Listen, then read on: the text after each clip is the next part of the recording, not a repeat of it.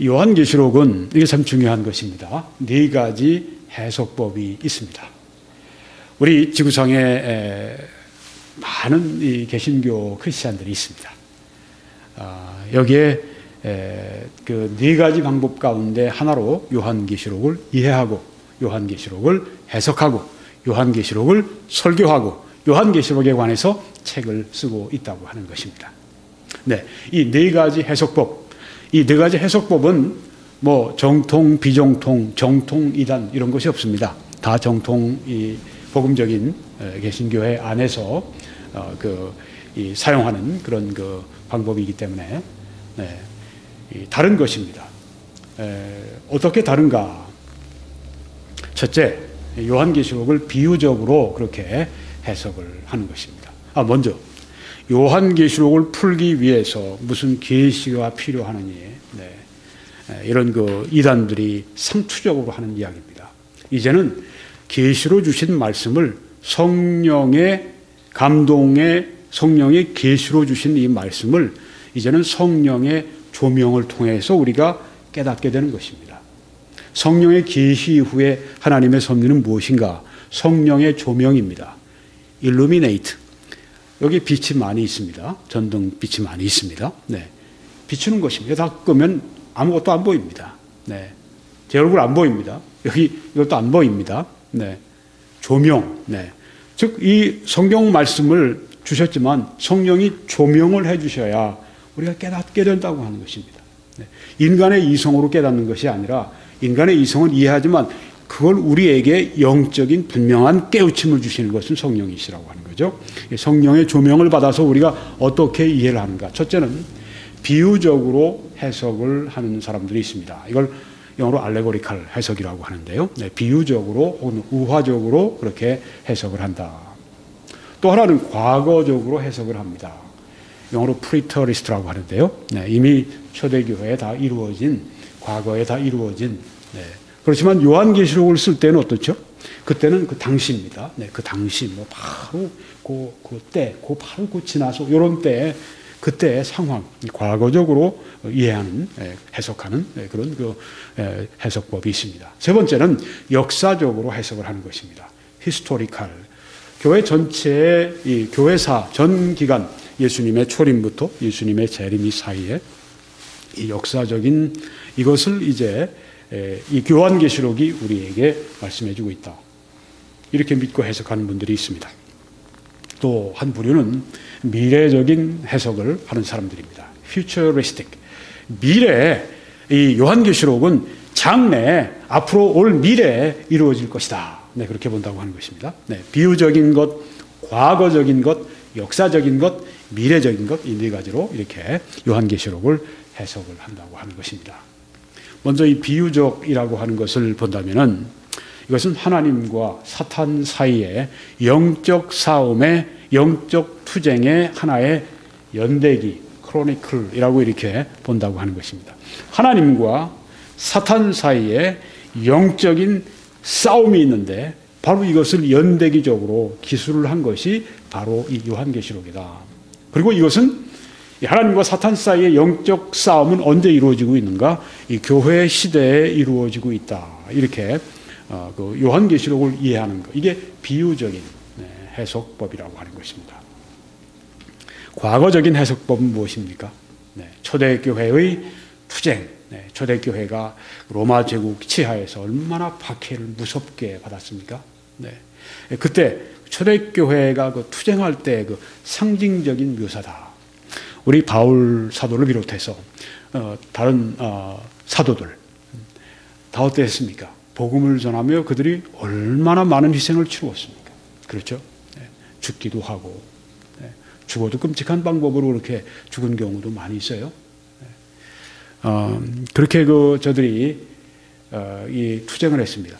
이번에 보니까 어젠가 그 끔찍한 그 광경이 있었죠. 그 요르단의 그 조종사가 이렇게 아이시스가 아주 산채로 불에 태워서 죽이는 이런 그 끔찍한 야만적인 그런 짓을 지금 하고 있는데 예전에 그랬습니다. 아십니까? 심지어 그 가톨릭 그 치하에서도 예를 들면 사보나롤라 같은 분, 그분은 13세기, 14세기에 14세기죠. 그때 이 피렌체라고 하는 도시에서 산채로 불에 화형돼서 그렇게 죽었습니다.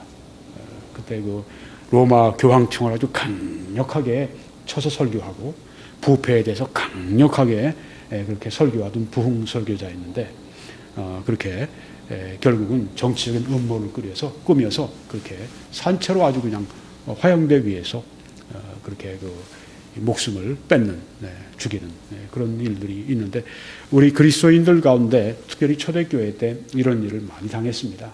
초대교회 그 투쟁의 상징적인 묘사가 바로 이 요한계시록이다.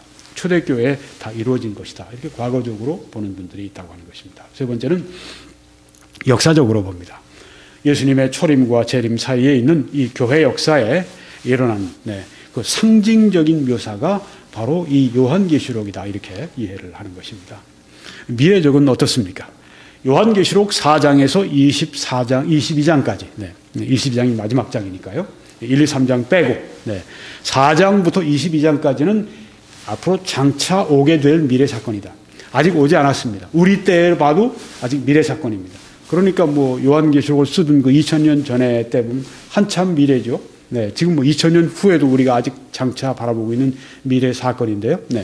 특별히 그 4장에서 18장까지는 예수님의 재림 전에 일어나게 되는 그 대환란이 거기에 묘사가 되고 있다. 이렇게 그 미래적인 해석으로 본다고 하는 것입니다.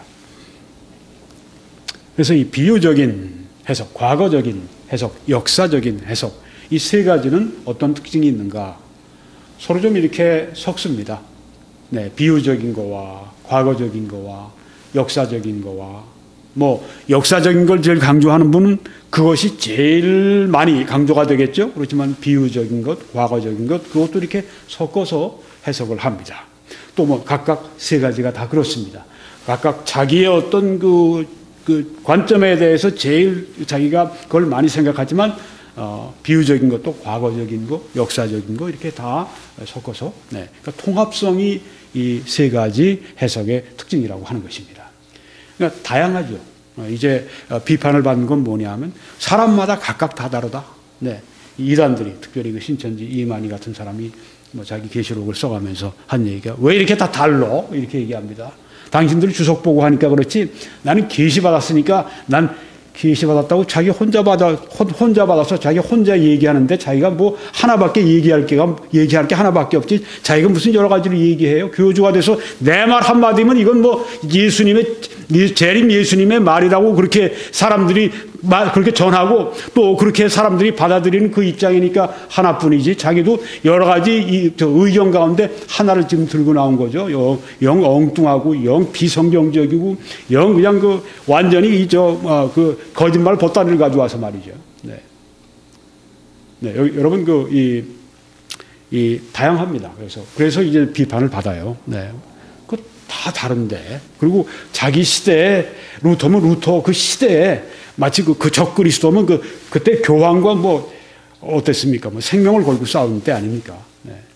지금이야 뭐 구교하고 개신교하고 뭐 서로 뭐 함께 모여서 뭐 회의도 하고 그런다고 했지만 옛날엔 상상도 할 수 없는 일이었죠. 뭐 아주 죽이는 그런 시대가 살던 때니까 그때는 교황은 적그리스도다 하면서 뭐 그 당시에 나왔던 그 여러 가지 판화 같은 거 이렇게 보면요. 이렇게 거기에 그림 같은 거 보면 막 교황을 완전히 그냥 괴물로 만들어 놓고 교황은 완전히 적그리스도고 저쪽에서는 또 이쪽을 그렇게 공격하고 그랬었습니다. 그러니까 자기 시대에 맞춰서 적그리스도는 교황이다. 그때 당시에 교황이다.